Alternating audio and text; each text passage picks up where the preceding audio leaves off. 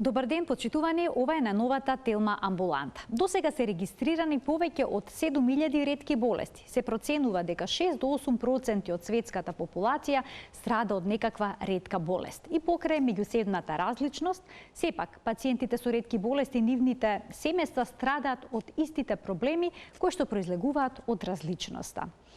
За начинот на манифестација на ретките болести, проблемот при диагностицирањето и недостатокот, односно недостигот на лекови, денеска зборуваме со професор доктор Велибор Тасич, детски нефролог. Во студиото е и Наташа Ангелеска, мајка на дете со ретка болест ХАЕ. Таа ќе раскаже сопствената битка за животот и здравјето на незиното дете. Ќе погледнеме блок реклами, а веднаш потоа стартуваме со разговорите во студиото.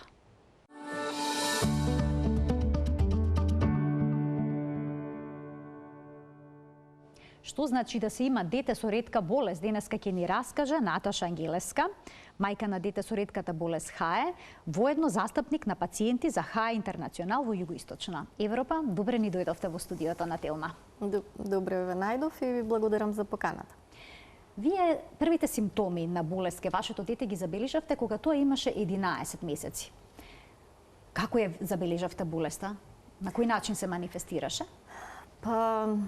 Значи, на толку рана возраст, навистина е тешко да препознаете што е што, меѓутоа беше очигледно дека не се оние детски вообичаени состојби, затоа што се јавува болни отоци на неговите екстремитети претежно, значи на рацете и на нозете, кои што беа видливи многу, значи зголемена дланка, нозе, до степен или да не може да оди или да ги употребува дланките, меѓутоа и пропратено со доста силна болка.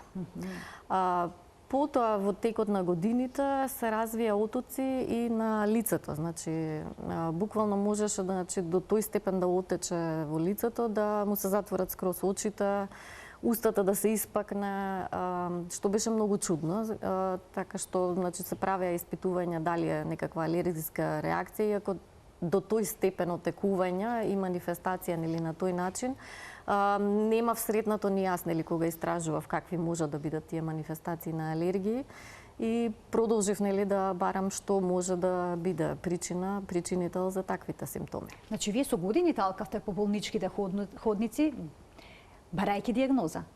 Па да, од, да речем, првите такви поспецифични симптоми на 11-месечна возраст, дури непосредно пред да почне во училиште, значи кога наполни веќе 6 години и неколку месеци, тогаш ја добивме точната диагноза на детската клиника во Скопје.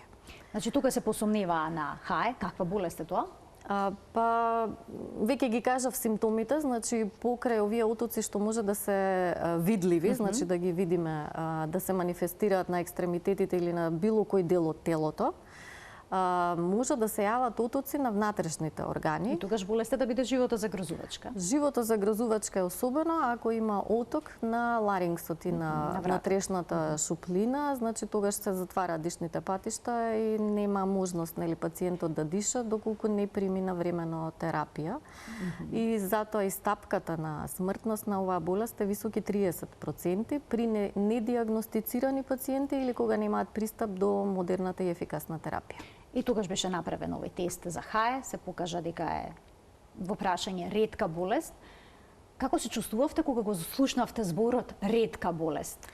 Прво името на болеста е хередитарен ангиоедем. Значи тоа да го изговорите така ви предизвикува така мачнина и непријатност. А кога ќе слушнате дека е ретка, нормално уште толку нели ви одзвонува во ушите, во главата, значи сте во една недоумица, што значи, што треба да правите. Проблемот е што кога добивме име, нели, добивме информација дека нема достапни лекови.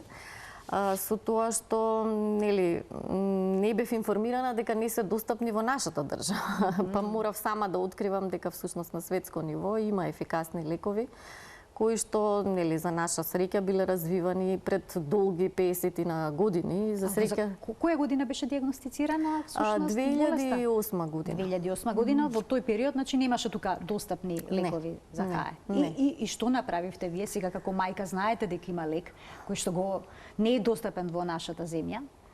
Па видете, првиот инстинкт што доаѓа е нели да барате каде има во околината, во странство. За среќа нели со развојот на технологијата и интернет, достапните информации, видов нели дека на пример во Бугарија, во Унгарија, да речем во европските држави, да, постојат лекови кои што им се достапни на пациентите. Предпоставам прескапи. Па да, јас за износи не сакам ни да зборувам, меѓутоа она што мене ми дојде како инстинкт, бидејќи кога прочитав дека има висока стапка на смртност, а мојот син имаше буквално, значи, толку чести, тие се нарекуваат напади отоците што се јавуваат и особено нели на лицето и понатака нели со опасност да продолжат на грлото. Превзедов некои драстични чекори, сега гледајќи од оваа перспектива, значи Го продадовте станот во кој што живеете? Да, јас го продадов домот во кој што живеевме за да обезбедам терапија, меѓутоа за жал нели не знам и колкав да ми беше станот, повеќе од 6 месеци не бев во можност да ги покријам терапиите со толку чести и сериозни клинички слики со кои што се соочував. Имав и нели една кампања за собирање донации, меѓутоа и тоа не можете да го побарувате, нели нити од пријатели, нити од фирми, нити од јавноста толку долгорочно да се донира одреден износ и знаев дека ќе треба нели да одиме по овие патеки на нашиот здравствен систем да се обезбеди нели лекувањето да падне на товарот на државата, односно да се обезбедуваат терапиите. Колку време беше терапијата на ваш товар, на ваш финансиски товар? Па од 2009 до 2015. Во 2015 година за прв пат програмата за ретки болести се прошири за повеќе диагнози, иначе таа постои од 2009 година, меѓутоа беа лекувани само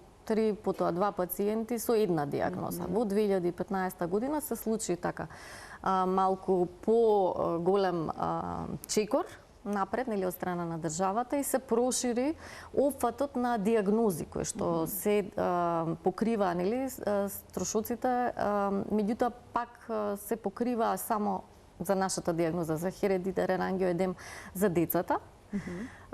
Благодарение нели на тогашната директорка на детската клиника доктора Спасија Софијанова и за возрастните пациенти за жал бевме оставени нели да речем да дишат на шкргели, да преживуваат, па кој ќе преживее нели ќе има можности да раскаже каква му била таа голгота низ која што се поминува кога имате вакви тешки симптоми и ситуации која не сте способни нели ни да одите на работно место, нити да живеете некој социјален живот, бидејќи тоа се огромни болки и предизвици со кои што се соочувате, не само вие, туку и правите товар на целото семејство. Целото семејство. Продолживте вие да работите, го задржавте работното место? Бидејќи многу се откажуваат. Да, јас за среќа работев во организација во граѓанскиот сектор, која што нели онака се застапуваше за правата на човековите права пред се. И имав огромно разбирање, поддршка и помош. Да, значи за сите мои отсуства нормално со целост ме поддржува и ме разбира, па дури нели во моите напори да обезбедам, да речам, една правна битка со државата која што за жал заврши до уставен суд каде што не се најде во тоа време дискриминација по основ нели на неможност да се лекува детето на државен товар. Меѓутоа не продолжив понатака правно да ја терам битката, туку да се застапувам за правата на нашите пациенти, да, кои во меѓувреме нели заради тоа што јас еве излегував и по медиуми ја раскажував личната приказна, дојдов до можност да запознам други пациенти во држава, па дури 2 сестри близначки кои што веќе имаа формирано здружение за оваа диагноза и кои што ми овозможија да отпатувам на меѓународен конгрес за оваа диагноза во Копенхаген во 2012 година и тогаш да се запознам со меѓународната организација за пациенти, со многу експерти, доктори, истражувачи, кои што пак ќе речам, значи за наша среќа, нели, ако треба да бирате ретка болест, би било паметно да изберете таа за која што има терапија, бидејќи знаеме дека само 95% од ретките болести нема терапија. Ве сепак имавте некаква среќа, во несреќа би се рекло да има терапија, но ја раскажавте вашата голгота што значило да се дојде до неа, откако терапијата стана достапна кај нас. Беше ли полесно за вас и вашиот син? Па да, беше нормално, затоа што терапијата е толку ефикасна што ако на пример на време се препознаат симптомите, значи на почеток на отокот, на било кој дел од телото, да, Доколку навремено се администрира, иако се администрира венски, значи симптомите почнуваат да се повлекуваат за 30 до 40 минути. И тоа е, да ви речам, како на научно фантастичен филм. Значи, јас не верував кога читав или кога ги слушав другите пациенти кои што имаа пристап до терапија, дека е можно, нели, такво олеснување да има. Меѓутоа, верувајте дека е така и тоа нашето искуство нели го покажа. Од тоа, например, син ми кога добиваше стомачни напади, до тоа да дојде до потполно исцрпување и заради диареја и заради повраќање да не може да стане од кревет и буквално на раце го носите до клиника за да нели му ја дадат терапијата и да добие инфузија и течности. Значи он после 2 сати можеше да биде испишан од клиниката, да трча, да нели да си ги работи работите кои што му личат на едно дете, да биде активен. Како се примава терапија? Интравенски, орално? Вака, до сега нашите пациенти, вклучително и мојот син, доминантно се на венска терапија. Значи таа се администрира така полека во рок од 15 минути, со тоа што самите производители, а и нели нашето министерство и комисијата за ретки болести ја одобрија и за домашна употреба. Значи кога имате лице кое што е обучено да ја администрира, во случајов тоа бев јас, нели доброволно одев на обука на детската клиника. Значи, вие всушност му ја аплицирате терапијата во домашни услови, да. За да не одите постојано во болница. Па да, значи ги кратиме и болничките трошкови, пак ќе речам, толку е ефикасна терапијата и таа е субституциона, значи вие не му давате ништо друго на детето освен C1 инхибиторот кој што го нема, значи во неговото тело, субституциона слично на инсулинот, само што кај нас се администрира венски. Често има напади вашиот син, за разлика од некои пациенти кои што имаат вакви проблеми неколку пати во месецот, тој има неколку пати во неделата. Да. И сега кај него треба поинаков пристап во лекување? Па од минатата година веќе успеавме нели да се избориме за прво за едно помало детенце пациентче, меѓутоа и заради клиничката слика и за мојот син да добиеме супкутана превентивна терапија. Таа е добра што повторно се администрира 2 пати неделно, меѓутоа времето на администрирање е пократко, за 5 минути е супкутано, многу полесно, значи не му се оптеретуваат ни вените ни ништо. И не доаѓаме до ситуација да он добие напад, да помине нели низ тие болки на тие исчекувања кога и како ќе се повлеча. Туку сега е спречен, значи спречен е процесот на настанување на отоците и веќе 4-ти месец сме на таква превентивна терапија, што е толку добро и сега по оние нели препораки на производителот пишува 95% е успешноста, односно ефикасноста, дека нема да добива напади. Во овие 4 месеци ние не добивме ни еден напад, што значи 100% ефикасност. Јас се надевам дека тој висок процент ќе го задржиме, нормално ако редовно се придржуваме до упатствата дадени од производителот, меѓутоа навистина има огромна промена во квалитетот на живот.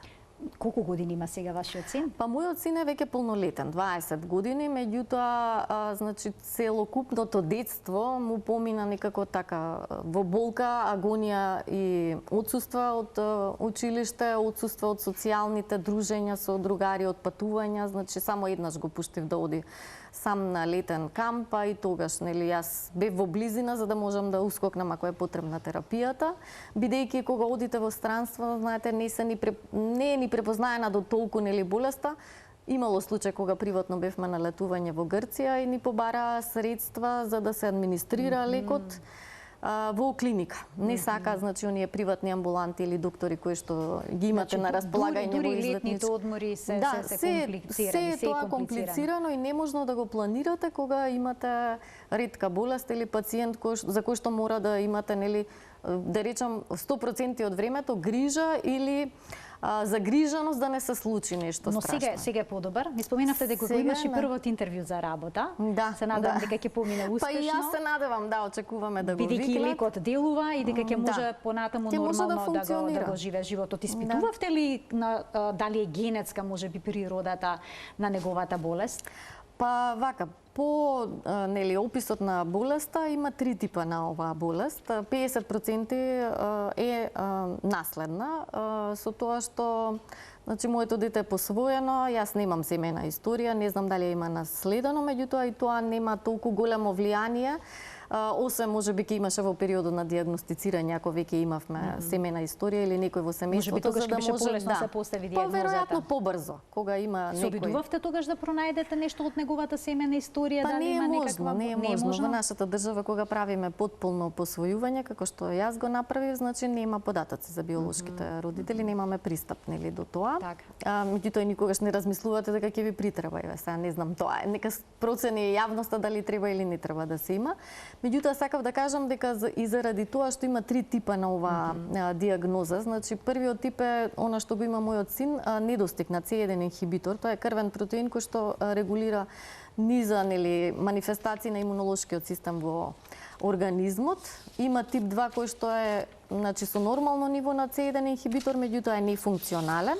Меѓутоа има и тип 3 или хередитарен ангиоедем со нормално ниво на C1 инхибитор, каде што и функционалноста по тестовите е нормална, меѓутоа сепак се јавуваат симптомите и сега се прават напори да се доистражи овој трет тип, за да се види која е причината зашто се јавуваат овие симптоми. Предпоставуваме дека е на некое геномско ниво, односно такви се истражувањата кои што сега се работат во моментот, меѓутоа важно е дека терапиите се исти за сите 3 вида.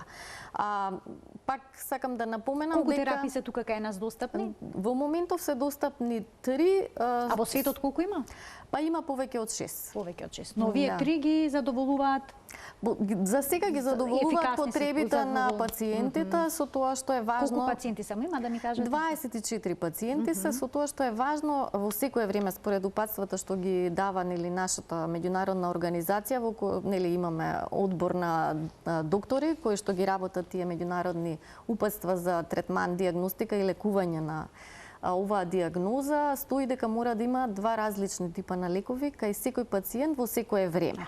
Зошто? Еве ќе ви кажам пример, пред 2-3 недели, значи баш претседателката на Сдруженијето на ХАЕ Македонија имаше напад на грло, кој што не се повлече дури ни со 4 дози од едниот лек, дури по промената на вториот лек со 2 дополнителни дози почна да се повлекува отокот.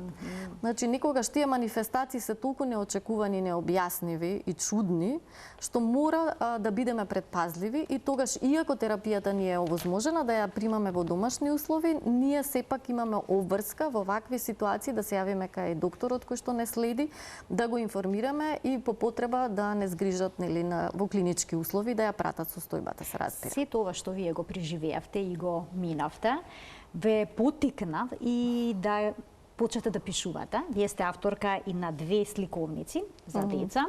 Реткото момче, изборливото балонче, разговори за среќата, меѓу реткото момче и изборливото балонче, во кој што всушност на децата им ги доближувате ретките болести? Да. Јас сакав да ја истакнам различноста, односно непријатностите низ кои што едно детенце кое што има, еве, може да е и хронична болест, може да е ретка болест, значи одреден проблем, дека има потреба од малце поинакво секојдневие или внимание. Така. Меѓутоа, првата приказна реткото момче изборливото балонче ми од искуствата што ги споделуваат со мене родители и еве да речам некој што повеќе разбира и детската литература, иако јас сум педагог, затоа и почнав да пишувам или детска литература, вика дека помага да се надмине јазот помеѓу дете пациент и доктор или медицинско лице. Значи го надминувате оној страв, онаа бариера, стравот на децата од белите мантили или од иглите. Значи тука се раскажува за едно балонче кое што се плаши од иглата, меѓутоа момчето е толку храбро што оди во клиника и ја прима. И тоа символично јас го прикажав преку балонче кое што е најдобро другарче нели на момчето, затоа што симптомите се соотекување, балоните нели ги дуваме и тука символика, ја зголемуваат својата форма, меѓутоа стравот од иглите, предпоставувам дека постои кај секое дете, меѓутоа само храбрите, ретките дечиња, значи го надминуваат тој страв и можат тоа да го пренесат како искуство и на другите дечиња да престанат да се плашат. Туку дека докторите се тука да ни помогнат, тие знаат како нели да се справат со сите симптоми и проблеми со кои што се соочуваме и тоа ми беше и целата значи инспирација и потреба да ја пренесам бидејќи навистина на детската клиника има толку фини доктори, медицински персонал, сестри, болничари, чистачки, значи моето дете не ги вика ни доктор, ни сестра, ги вика по име, ги вика тетки, тие се за него второто семејство. Така. кога голем дел од животот го поминувате таму. Јас многу ви благодарам за вашето денешно гостување во Телма амбуланта, што ја споделивте вашата приказна. Ви се восхитувам на храброст и енергијата со која што чекорите ни животот и за начинот на кој што се борите за вашето дете. Ви посакувам многу здравје и на двајцата. Претпоставам дека сте многу блиски, дека се охрабрите меѓу себе. Да, ви благодарам многу за поканата уште еднаш. Почитувани, продолжуваме понатаму во вториот дел од емисијата. Професор доктор Велибор Тасич ќе ни појасни што се тоа ретки болести, колку често се појавуваат, односно ретко се појавуваат, како се манифестираат и со какви се потешкоти се соочуваат пациентите при нивното дијагностицирање. Останете на Телма.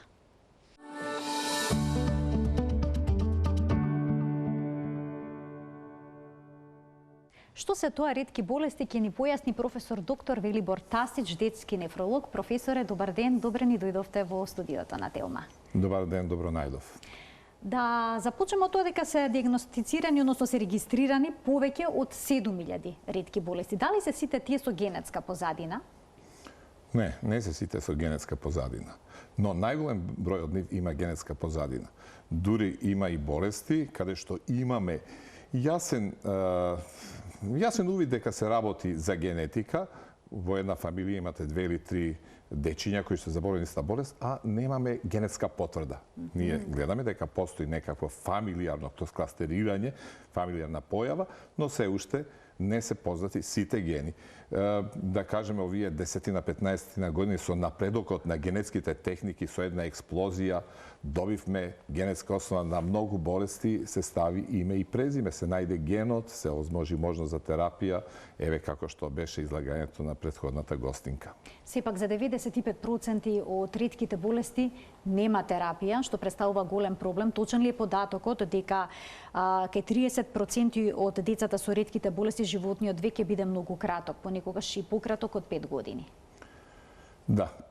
Постојат многу сериозни болести и не се ни откриваат. Јас би почнал од оно што е у педијатрија почетокот, тоа е од раѓањето, значи од оној неонатален период кога имаме критично болни деца. Многу деца умираат под слика на сепса, но меѓу нив се крие и некаква генетска метаболичка болест. Значи, не сме во таа фаза да можеме како развиениот свет да правиме толку брзо и толку ефикасно инвестигации да дојдеме до многу рана дијагноза и да евентуално спречиме несакан фатален исход. Во интерес на времето е само на брзина ќе спомнам еден многу интересен труд во New England Journal of Medicine, каде што едно дете на возраст бебенце на возраст од 2 до 3 месеци се прими во интензивна единица во една коматозна состојба со епилептични напади, со фамилијарна историја за губиток на братче, сестриче. Таму за 13 сата од зимање на биолошки материјал, од зимање до крв, до генетска обработка, секвенционирање, се дојде до мутација во еден ген и се дојде до терапија која што го спаси тоа дете, го пробуди од кома, буквално кажано, и кој што може да има нормален живот. За само 13 часа? За 13 часа. Тоа е објавено во New England Journal. Има повеќе такви случаи, ние сме уште далеку. Без оглед што имаме генетски техники, ние сме сепак уште далеку од она што е светот. Професоре, дали секогаш симптомите се појавуваат во раното детство, кај ретките болести? Не мора. Не мора? Не мора. Не мора. Еве, јас ќе ви кажам. Јас гледав нешто лаички, гледав на Discovery Science, ми се чини. Гледав кога еден возрастен човек, на моја возраст, ја имам 67 години, кој што никогаш не бил физички активен, одеднаш решава да учествува на некако си маратон со некој голем физички напор. После маратонот тоа одеднаш добива црвена, да кажеме, крвава урина. Не е тоа крвава урина, тоа е миоглобин, распаден продукт на мускулите. И практички доаѓа до запушување на бубрежните каналчиња и акутен отказ на бубрезиве што мора да се лекува.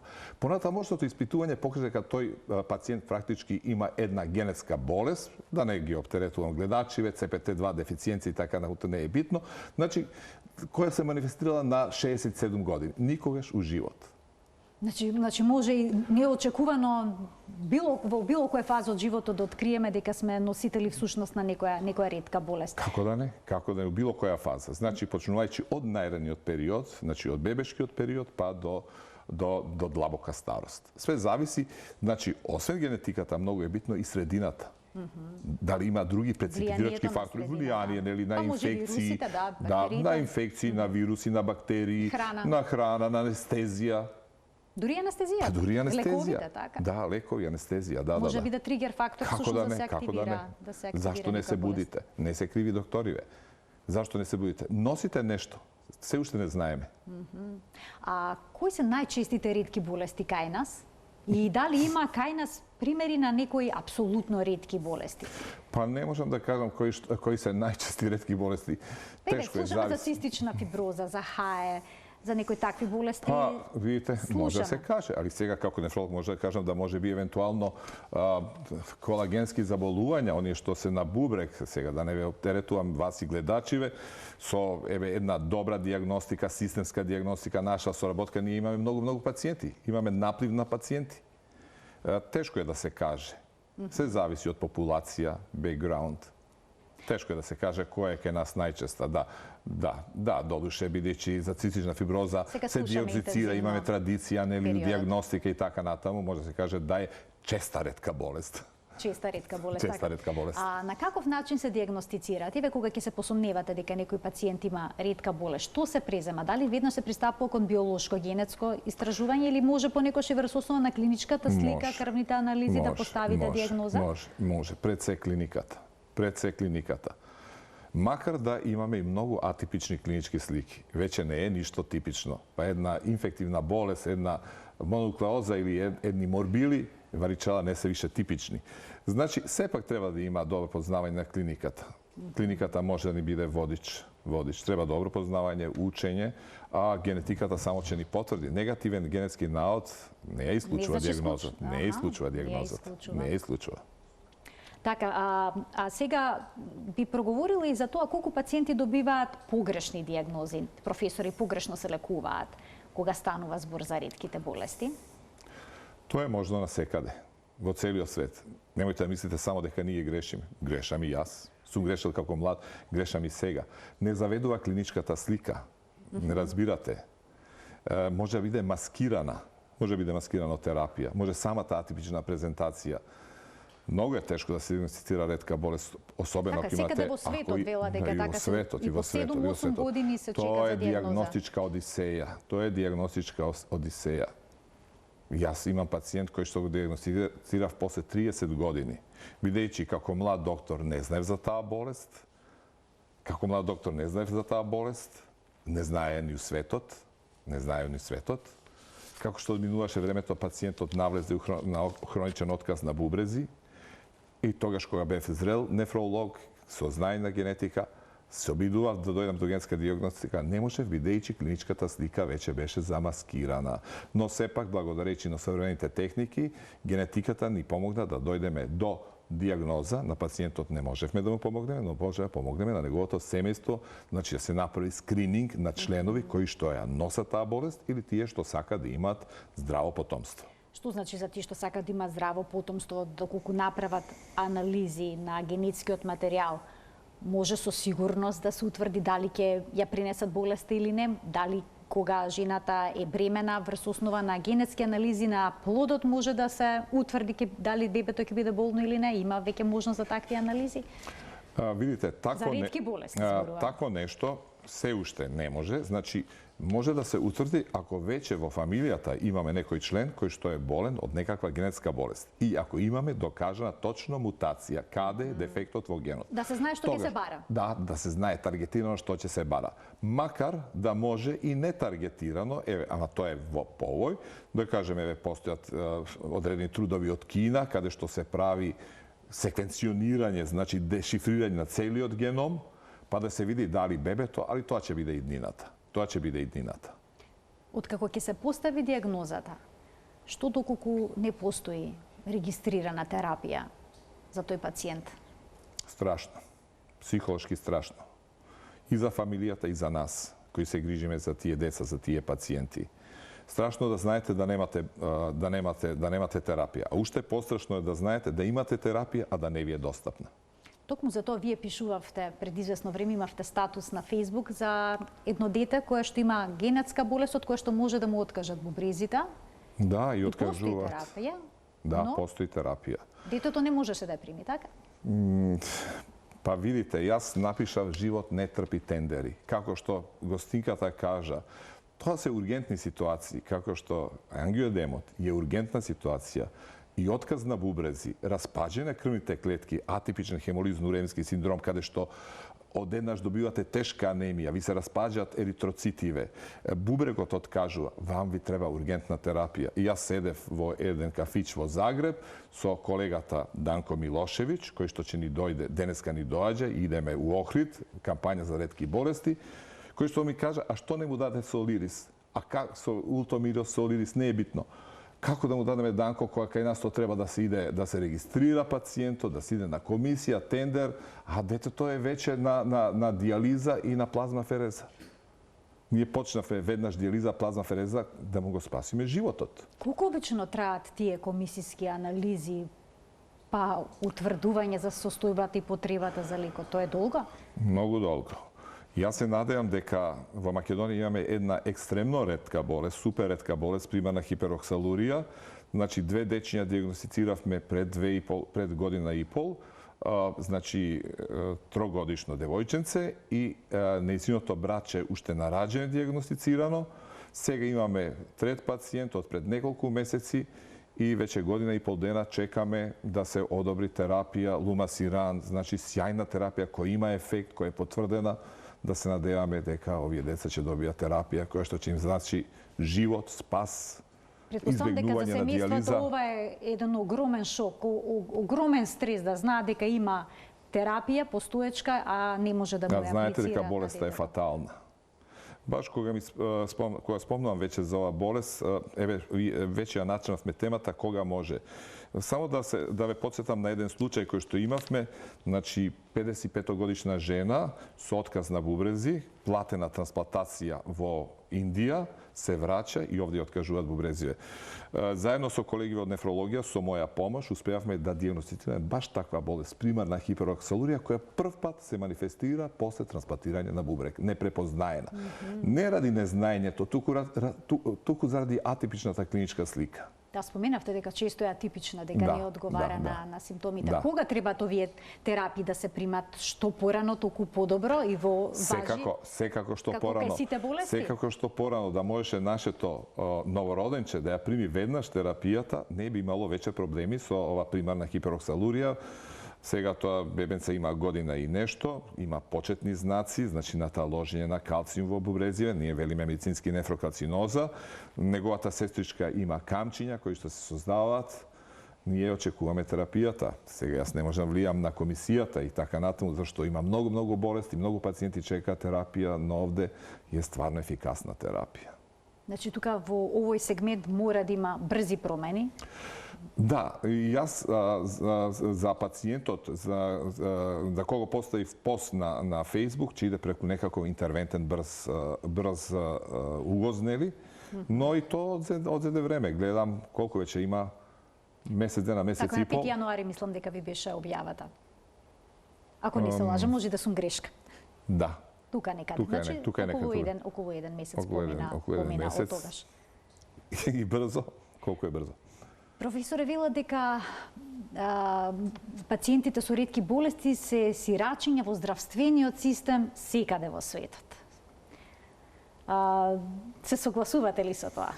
Или во некои земји се поголеми сирачиња во однос на другите? Да. Се зависи од економска снага на една земја. За жал, ние не сме во Европска унија. Нашиот бруто доход е толкав колкав што е. Колачот е толкав колку што е. Има многу деца, многу пациенти, се повеќе и повеќе ќе се откриваат, че има потреба од терапии. Тоа е тоа.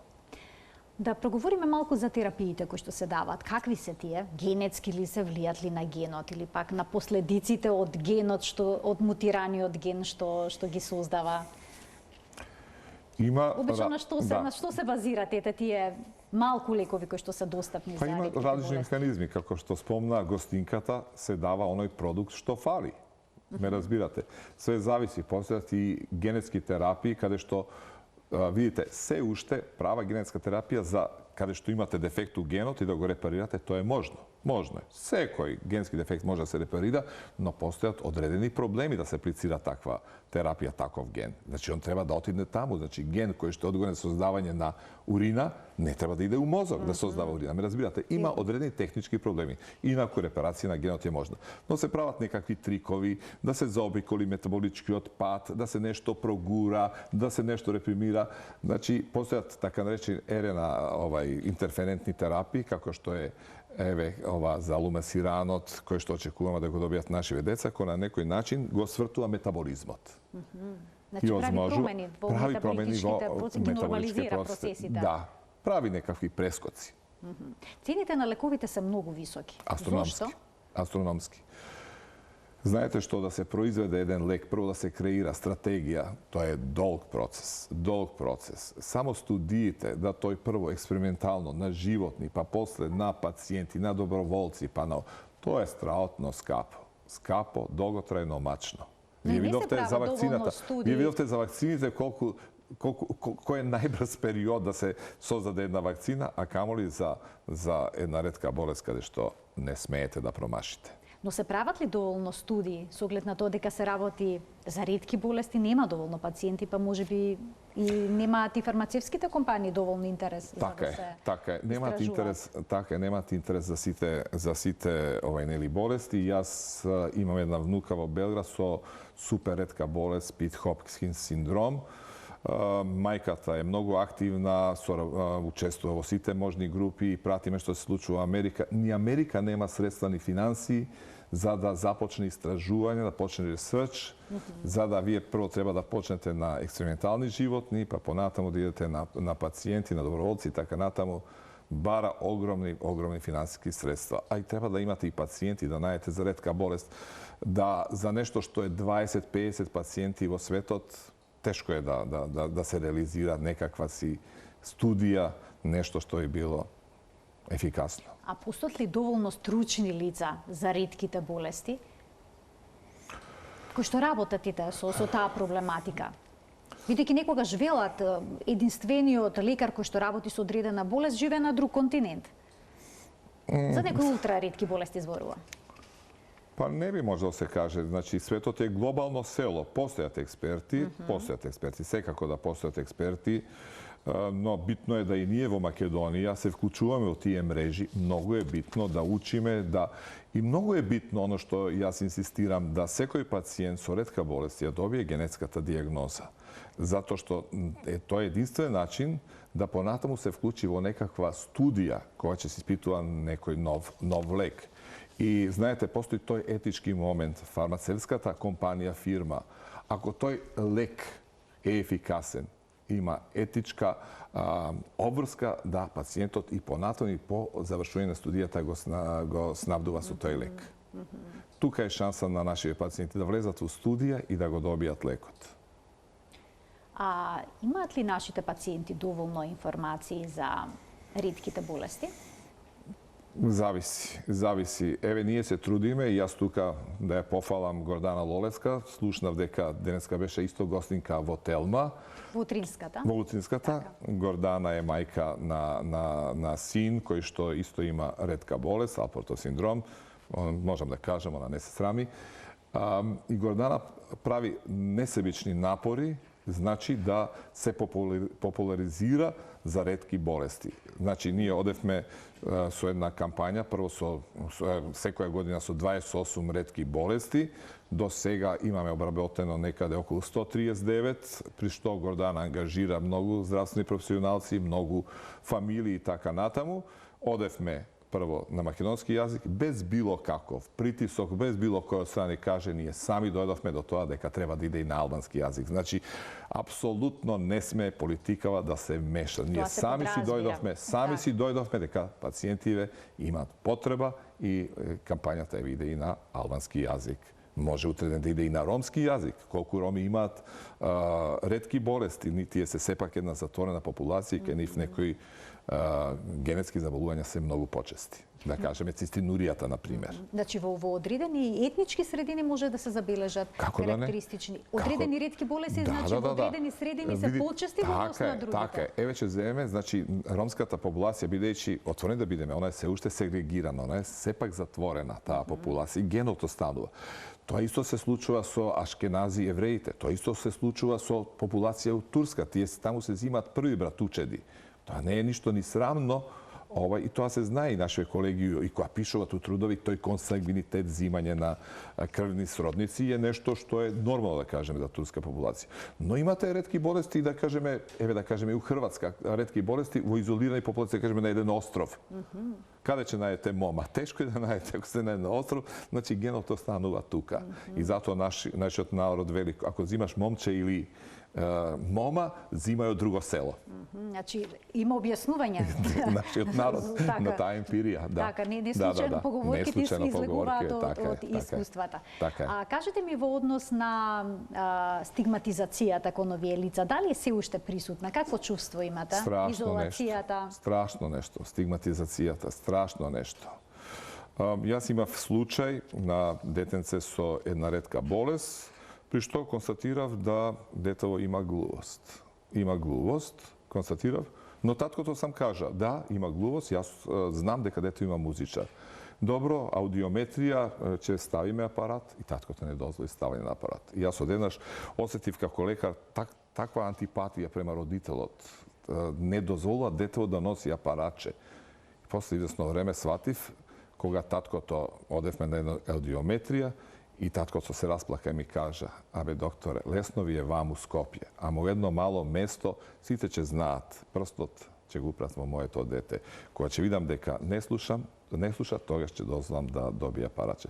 Страшна е стигматизацијата и чинам да ние како професионалци, не само како професионалци, туку еве сите што соработуваат треба да направиме една сесија баш за стигматизација. Страотно нешто.